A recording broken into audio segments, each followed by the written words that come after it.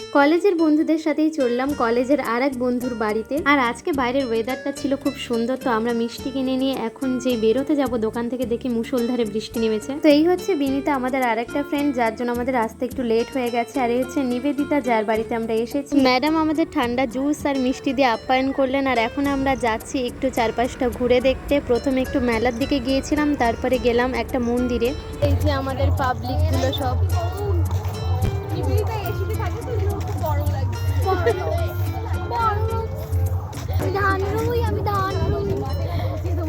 মাঠ আছে এখানে,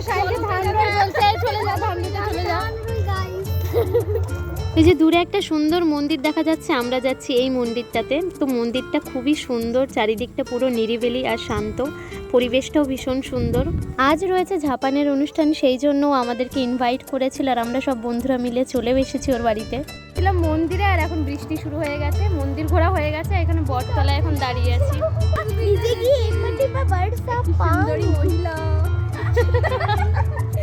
এই যে একটা বান্দর চলে এসেছে, বান্দর ঝুলতে ঝুলতে আবার চলে যাচ্ছে। তো আমরা আশেপাশের কিছু জায়গা ঘোরার পর চলে এসেছি খাওয়া দাওয়া করতে। খেয়ে দিয়ে আমরা আবার বিকেলে বেরিয়েছিলাম ঝাপানের মেলা দেখতে। সবাই মিলে একসাথে মেলা ঘুরলাম আর এখন পালা বাড়ি ফেরার। বাড়ি ফিরছি টোটোতে করে, নিবেদিতা আমাদেরকে দিতে যাচ্ছে। ওর তো কোনো কাজ নেই তাই যাচ্ছে, কাজ থাকলে আমাদেরকে ছাড়া কোথাও থাকতে পারে না। প্রায় সন্ধে হয়ে গেছে, আমরা চলে গেছে, আমরা দুজনে আমরা এখন বাড়ি ফিরবো। তো চলো বাই।